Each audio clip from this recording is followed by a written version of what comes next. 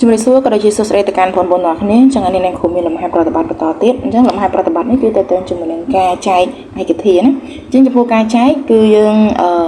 អាចដាក់ភាគយកនេះជាប្រគុណកតាភាគបានជាប្រគុណកតាហើយចាំយើងសម្រួលគ្នាឬក៏យើងអាចប្រើតាមរូបមន្តមួយទៀតជំនួយគឺរូបមន្ត a សេគុណ m ចែកឲ្យ a សេគុណ n វាស្មើជាមួយនឹង a សេគុណ m ដក n ចំពោះអថេយើងអាចប្រើរូបមន្តនេះបានព្រោះឯបើសិនជាយើងប្របែកវាយើងពលាវាច្រើនពេកឧទាហរណ៍ដូចកន្លែងនេះអញ្ចឹងយើងអាចសរសេរបានយើងអាចសរសេរវាទៅជា a គុណនៃ a គុណជាមួយនឹង x ក្រេនេះវាស្មើនឹង x គុណឲ្យគុណនៃ x ហើយខាងក្រោមនេះ10គុណជាមួយនឹង a ហើយ x ក្រេនេះវាស្មើជាមួយនឹង x គុណជាមួយនឹង x ចឹងយើងអាចសម្រួលចេះក៏បានដែរប៉ុន្តែបើសិនបើលេខនឹងវាច្រើនឧទាហរណ៍ថា x នឹងសេគុណ10អីទៅយើងអង្គុយប្របែកដល់ទៅ10ដង x សេគុណ100ទៅយើងប្របែកវាច្រើនពេកអញ្ចឹងវាចំណាយពេលយូរអញ្ចឹងយើងអាចប្រើរូបមន្តនេះជំនួសបានណាចំពោះអថេហើយមេគុណយើងអាចសម្រួលធម្មតាដូចយើងសម្រួលប្រភេទអញ្ចឹងតែឡើយយើងចូលទៅលំហាត់កអញ្ចឹងចំពោះលំហាត់ករបស់យើងនេះគឺយើងគ្រាន់តែប្របែកវាមកយើងដាក់មេគុណដល់មេគុណអថេដូចគ្នានៅលើអថេដូចគ្នាអញ្ចឹងយើងមើលមេគុណអានេះអត់មានអីពីមុខទេត្រូវអត់ចាំឲ្យថាវាមានលេខ1នៅពីមុខអញ្ចឹងយើងអាចបែកវាទៅជា1នៅលើ10គុណឲ្យយើងដាក់អថេដូចគ្នានៅលើអថេដូចគ្នាអញ្ចឹងយើងមើលអថេ a នេះគឺ a ការ៉េនៅលើ a ណាគុណឲ្យ a ការ៉េនៅលើ a គុណឲ្យអានេះគឺ a សេគុណ2នៅលើសំទោស x សេគុណ2នៅលើ x សេគុណ2ចាំបន្តពីយើងបានប៉ុណ្ណឹងហើយយើងមើល1នៅលើ10យើងចែកគ្នាបានអត់សម្រួលបានអត់ទេអញ្ចឹងយើងទុកមកតារាមកគឺ1លើ10ដដែលណាយើងអត់យកវាទៅចែកឲ្យចេញក្បៀសទេចំពោះគណិតវិទ្យាបើសិនបើយើងចែកអត់ដាច់ទេគឺយើងទុកវាតាំងប្រភេទមកប៉ុន្តែបើរូបវិទ្យាយើងអាចចែកបានហើយចំពោះ a ការ៉េនៅលើ a នេះយើងអាចសម្រួលធម្មតាមកអញ្ចឹង a ការ៉េសម្រួលជាមួយនឹង a សល់ a ឬក៏យើងប្រើតាមរូបមន្តនេះ a ការ៉េវាស្មើជាមួយនឹង a សេគុណ2ហើយអានេះមានសេគុណ1អញ្ចឹងវាទៅជា a សេគុណ2ដក1អញ្ចឹងវាស្មើជាមួយនឹង a សេគុណ1ឬក៏យើងអាចសរសេរទៅទេគឺ a បន្ទាប់មកគឺx ការ៉េលើ x ការ៉េអញ្ចឹង x ការ៉េលើ x ការ៉េគឺវាស្មើប៉ុន្មាន x ការ៉េលើ x ការ៉េគឺស្មើ1ហើយអញ្ចឹងយើងដាក់មកគុណជាមួយនឹង1អញ្ចឹង a ទាំងអស់ហ្នឹងគុណនឹង1គឺស្មើទាំងអស់ហ្នឹងត្រែណាគឺ1លើ10គុណឲ្យគុណនៃ a អញ្ចឹងចម្លើយរបស់យើងគឺឃើញនេះ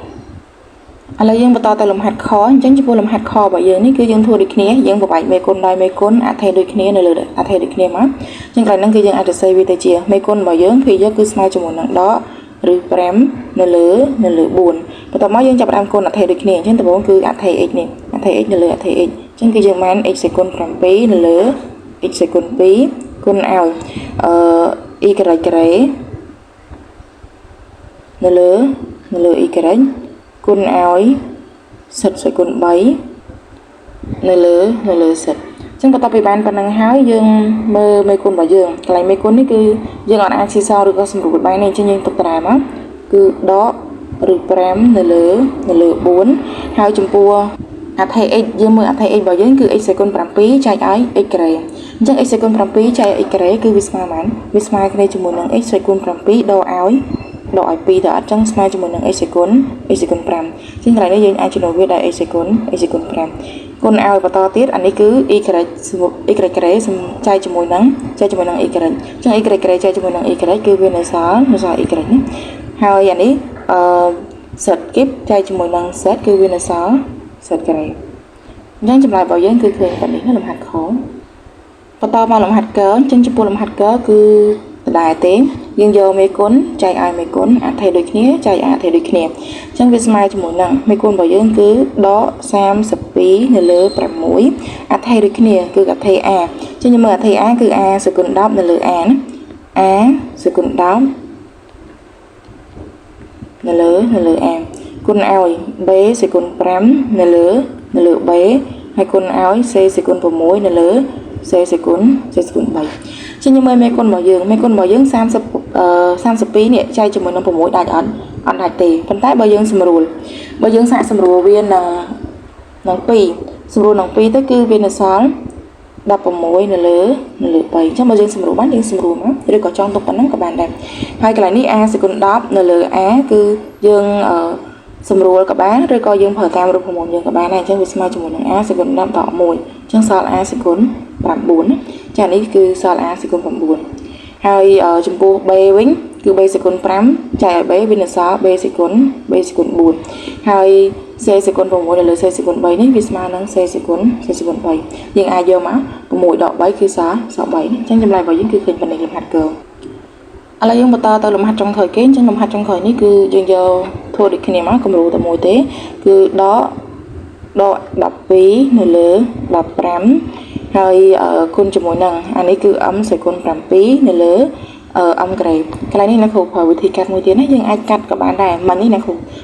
បន្លាយឲ្យទេបើសិនបើអូនអត់ចង់ធ្វើតាមបន្លាយហ្នឹងអូនអាចកាត់តិចណាកន្លែងនេះយើងមើល m សេគុណ7នៅលើ m ក្រេបអញ្ចឹងពេលយើងករណីសេគុណវាទៅយើងបាន7ដល់2ទៅអញ្ចឹងវាសល់គេសល់ m សេគុណ5ហើយកន្លែង n ក្រេនេះសម្រួលជាមួយនឹង n នេះមកវានៅសល់ n យើងចង់សម្រួលកាត់អញ្ចឹងក៏បានដែរចម្លើយគឺយើងត្រូវដូចគ្នាណាឬក៏បើយើងអត់ច្បាស់ទេយើងចាប់ដើមដំបូងយើងអាចពលិតដូចអ្នកគ្រូពីលំហាត់3ដោយលំហាត់3ដំបូងហ្នឹងមកចាអានេះយើងមើលមេគុណរបស់យើងដកគុណជាមួយនឹង10វាទៅជាបូកវិញហើយ12នៅលើ15វាជាអត់អាចទេប៉ុន្តែយើងអាចសម្រួលវានឹង3បានអញ្ចឹង12សម្រួលនឹង3បានន័យថា12ចែកនឹង3គឺសល់4ហើយ5ចែកនឹង3គឺនៅសល់5ណាអញ្ចឹងមេគុណរបស់យើងគឺសល់4លើ5គុណជាមួយនឹង m សេគុណ5គុណឲ្យn ចានេះគឺចម្លើយរបស់លំហាត់ខើអញ្ចឹងលំហាត់របស់យើងគឺចប់ត្រឹមប៉ុណ្ណឹងបើសិនបើបងប្អូនមានឆ្ងល់ត្រង់ណាអាច comment សួរអ្នកគ្រូបានហើយបើសិនជាបងប្អូនចង់រៀនគួរអីអាចទៅអ្នកគ្រូបានអ្នកគ្រូមានទទួលរៀនអនឡាញពីម៉ោង6ដល់ម៉ោង8ជារៀងរាល់ថ្ងៃច័ន្ទនិងថ្ងៃសុក្រណាចាអ្នកគ្រូមានតែប៉ុណ្្នឹងទេអរគុណបងប្អូនទាំងអស់គ្នា